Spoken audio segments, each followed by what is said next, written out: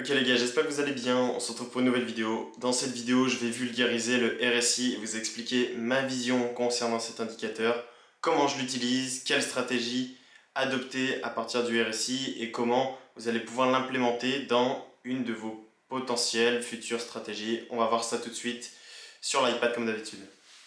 Ok les gars, du coup on se retrouve sur l'iPad et comme vous pouvez le voir, j'ai placé le RSI et j'ai changé quelques paramètres. Donc la bande haute, je l'ai mis en verte et la bande basse, je l'ai mise en rouge pour tout simplement plus facilement distinguer la zone de survente et de surachat que je vais vous expliquer tout de suite après. Le RSI, je l'ai mis en blanc également puisque je trouve que ça lui apporte beaucoup plus de visibilité. Donc sur le RSI, on va distinguer deux zones majeures. En réalité, il y en a trois, mais je vais d'abord vous expliquer les deux premières zones. Donc on a la zone de survente qui est en dessous de 30 et la zone de surachat qui est au-dessus de 70. J'ai oublié de le préciser, mais l'indicateur RSI est un indicateur qui oscille entre la valeur 0 et la valeur 100. Donc il touche très rarement sa valeur 0 et touche très rarement sa valeur 100, voire jamais en réalité, puisque donc le RSI est un indicateur de force et c'est rare qu'un mouvement soit 100% fort ou 0% totalement plat, enfin plutôt qu'un marché plutôt soit fort ou faible, donc, ou trop faible comme ça. 100 ou 0 c'est beaucoup trop gros comme variation. Mais derrière, l'oscillateur il va régulièrement nous donner des signaux dans différentes zones que l'on va pouvoir interpréter. Donc la première, c'est tout simplement quand il est en dessous de 30, cela veut généralement dire que le marché est survendu et que les spéculateurs vont donc chercher des achats pour corriger une partie du mouvement.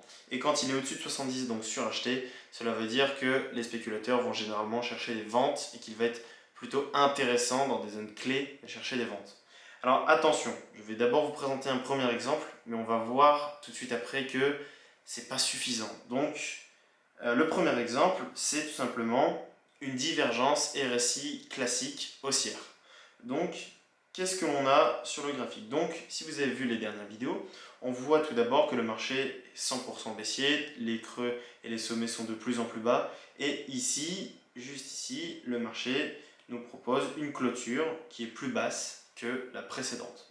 Pourtant, sur l'indicateur RSI, qui en anglais veut dire Relative Strength Index, donc force relative d'un mouvement, on va dire, et tout simplement le prix clôture lui plus bas, mais le RSI clôture plus haut. Donc on a une divergence entre le prix et l'indicateur, donc les deux ne sont pas d'accord sur quel mouvement prendre, et dans ces cas-là, c'est interprété comme une divergence haussière qui peut mener à un mouvement haussier si elle est confirmée. Donc comment est-ce qu'on confirme une divergence haussière théoriquement? Alors, théoriquement, il faudrait que le prix passe au-dessus de la dernière zone, donc voilà, la cassure, voilà, ici, de ce RSI pour confirmer la hausse. Cependant, on voit ici que si on attendait la cassure, voilà, ça aurait été la vraie cassure, elle aurait été en haut, donc en fait, ça n'aurait pas valu le coup. Ce qu'on peut se dire, c'est qu'on peut y ajouter des indicateurs comme le MACD ou d'autres oscillateurs qui peuvent nous donner des signaux d'achat. Mais on peut aussi très bien se dire que, eh bien, très bien, quand j'ai ma divergence, j'attends la première bougie bleue, donc haussière, pour ensuite placer un stop, on va dire en dessous, prendre le trade ici et jouer un mouvement qui peut s'arrêter, voilà, ratio 2 potentiellement. Mais donc là, on voit que ce trade, en effet, serait passé dans le cas précis de la journée, mais on va voir par la suite. Donc, je vais d'abord vous présenter les différentes divergences, et ensuite, je vais vous montrer un petit conseil pour vraiment augmenter très fortement le taux de réussite avec l'indicateur RSI. Donc, c'est parti. Donc, les gars, ensuite, ici, on peut voir donc une clôture qui, elle, est plus haute, tandis que le RSI fait une clôture plus basse, ce qui nous donne ici une divergence baissière. Ça n'a pas loupé, regardez. Par la suite, par exemple, il y a eu un mouvement baissier, donc encore une fois, on aurait pu facilement détecter ce mouvement. Après, on a différentes divergences. Donc après, on a également des divergences qui sont un peu moins violentes, donc vraiment plus discrets, qui se mettent dans un mouvement, voilà, vous voyez, beaucoup plus plat et plus calme. En tout cas, on voit tout de suite le problème des personnes qui achètent dès que le RSI devient survendu. Ça veut dire, dès que le RSI passe en dessous de 30, regardez, il passe littéralement en dessous de 30 à 7 bougies, non, même pas plus haut en fait. Il passe en dessous de 30, voilà, il passe en dessous de 30 à 7 bougies, vers ici, et on voit que le marché il continue de baisser, donc c'est clairement pas suffisant. C'est pour ça que j'ai même pas présenté des exemples. Ne cherchez pas à juste acheter quand c'est en dessous de 30 ou quand c'est au-dessus de 70. En réalité, prenez-le en compte uniquement pour les divergences, mais ne prenez pas en compte uniquement ça. Je le vois beaucoup sur internet. S'il vous plaît les amis, vous allez vraiment vous ruiner si vous faites ça.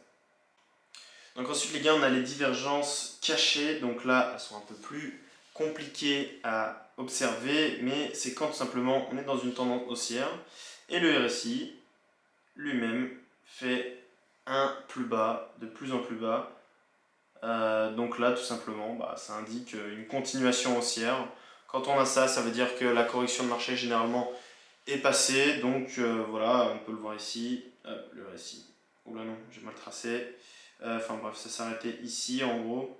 Et à la première bougie bleue, après on a eu une petite continuation du mouvement. Même si après ça a baissé, mais on aurait pu largement, étant donné que le mouvement est court, on est sur du 15 minutes, un stop ici et prendre des profits ici par exemple.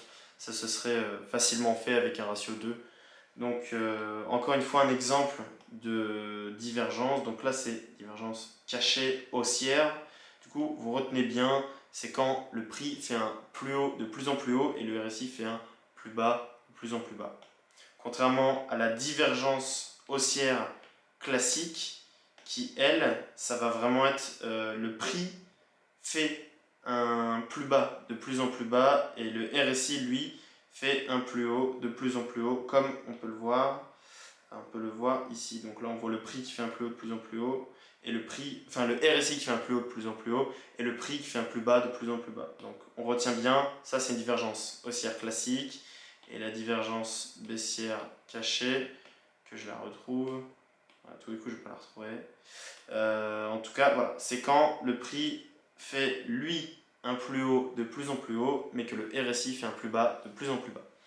Ensuite, on a bien évidemment la divergence baissière cachée. Donc là, c'est quand le prix, lui, fait un plus bas de plus en plus bas, donc par exemple ici, mais que le RSI, lui, fait un plus haut de plus en plus haut. C'est une divergence RSI baissière cachée. La divergence RSI baissière classique, donc celle qui donne lieu à des retournements de tendance, elle, c'est... attendez. Donc c'est un plus haut de plus en plus bas sur le RSI pendant que le prix fait lui un plus haut de plus en plus haut. Donc tendance haussière sur le prix, mais l'indicateur n'est pas d'accord. La force du mouvement n'est plus suffisante pour continuer la hausse. Généralement, on a une baisse par la suite. Et donc là, divergence RSI baissière cachée quand le RSI fait un plus haut de plus en plus haut et le prix un plus bas de plus en plus bas. Donc c'est un peu casse-tête à tout retenir, mais sur internet, vous pouvez facilement trouver une petite fiche qui résume facilement ça par un petit graphique. C'est vous tapez divergence RSI et il vous montre les 4 types, donc haussière classique, haussière cachée, baissière classique, baissière cachée. Maintenant, les gars, on va aller un peu plus loin que le RSI parce que utiliser les divergences, prendre toutes les divergences, en fait, c'est pas du tout, ça va pas être une bonne idée. En fait, il n'y a pas de recette miracle. Hein, c'est pas mon indicateur me montre que ça marche, enfin qu'il faut acheter donc j'achète. Vous vous doutez bien, le trading, c'est pas aussi simple que ça. On va maintenant mettre un filtre sur ce RSI et sur ces divergences pour pouvoir plus facilement derrière gagner des trades et donc derrière gagner de l'argent tout simplement. Ok les gars, du coup, comment est-ce qu'on va faire pour pouvoir améliorer son RSI? C'est très simple, en fait, on va essayer de le cumuler à d'autres confluences, donc qui vont être par exemple les zones support, les zones Fibonacci et les théories de dos. Donc, dans un marché qui par exemple est baissier, donc je vous le rappelle, les théories de dos, les creux et les sommets de plus en plus bas sur une grosse unité de temps, et lors d'un retracement Fibonacci sur une zone intéressante, ce qu'on va pouvoir faire, c'est derrière zoomer en 15 minutes pour chercher une divergence et jouer le rebond. Ou alors après, plus simple, on va jouer, on peut très bien aussi être sur du 4 heures. Donc dans tous les cas, on va utiliser plusieurs unités de temps, d'où l'importance de la vidéo, de l'analyse multi-time frame qui est disponible sur ma chaîne. Et donc on va d'abord utiliser le 4 heures pour tracer une zone support qui est facilement identifiable ici. Ensuite, qu'est-ce qu'on va pouvoir faire? On va aller en 15 minutes, par exemple. Voilà. Donc là, il va falloir que je remonte pas mal le graphe. On va aller en 15 minutes chercher la zone support. Voilà, on était là. Et on va tout simplement, sur ces zones-là, donc ici, je le prends pas en compte parce que c'était le début de la zone support. Après, je pourrais même la remonter plus loin pour qu'on voit les points d'avant. Mais ici, on arrive donc sur une zone où tout simplement, si on fait attention, on voit que à partir du moment où on est rentré beaucoup trop en survente, ensuite le RSI a commencé petit à petit à nous montrer une hausse pendant que le marché lui continuait sa baisse mais beaucoup plus timidement. Donc après c'était la nuit, c'était la nuit. Ce signal n'était pas forcément à prendre étant donné qu'on ne trade pas la nuit parce qu'on dort la nuit tout simplement. On trade généralement là sur le marché des monnaies durant la session de Londres, donc de 8h à 17h, ou alors même pendant la session de New York, ça le fait aussi, mais sûrement pas la nuit. Mais pour illustrer la divergence sur une zone support, on va prendre ce signal par exemple, et donc on va se dire qu'on attendait, voilà, on attendait que le prix commence à se reprendre. En fait, on voit derrière, qu'est-ce qu'il y a eu? Il y a eu une réaction massive suite à cette divergence. Donc ça peut ne pas forcément illustrer au mieux les divergences étant donné que le signal est pris la nuit, mais le but c'est de vous donner une idée. Encore une fois, c'est pas de vous montrer un trade qui a marché dans le passé, ça sert à rien. Je pourrais remonter, en trouver 1000 des trades qui ont marché dans le passé, mais l'objectif c'est que vous puissiez comprendre et surtout faites vos propres recherches, les gars. Retournez dans le passé, utilisez le 4 heures, tracez des supports, tracez des résistances. Comprenez la théorie d'eau. Quand un marché est en tendance, tracez votre Fibonacci. Sur la zone Fibonacci, pour trouver un bon point d'entrée, passez en 15 minutes. Et quand vous avez une divergence, vous allez voir que généralement, on peut vraiment pas mal optimiser nos points d'entrée et pas forcément nos points de sortie. Nos points de sortie, je ferai une vidéo un jour sur comment bien sortir de position. Ouais, j'ai une bonne vidéo à faire. D'ailleurs, ce serait la prochaine que je vais tourner. Je vais peut-être la tourner juste après d'ailleurs. Mais en tout cas les gars, essayez de vous balader sur les graphiques, tracez vos supports, vos résistances en 4 heures, ou alors, comme je l'ai dit, les retracements Fibonacci sur ces zones-là, cherchez des divergences et regardez dans le passé comment est-ce que ça s'est profilé, comment est-ce qu'on peut tout simplement s'en sortir. C'est qu'un exemple de stratégie, en tout cas c'est comme ça que j'interprète le RSI. Et j'espère les gars que ça a pu vous aider, que j'ai été assez clair. Si vous avez des questions, n'hésitez pas à les mettre en commentaire.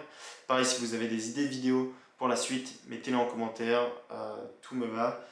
Et les gars, on se retrouve pour une prochaine vidéo. A bientôt les gars. Salut!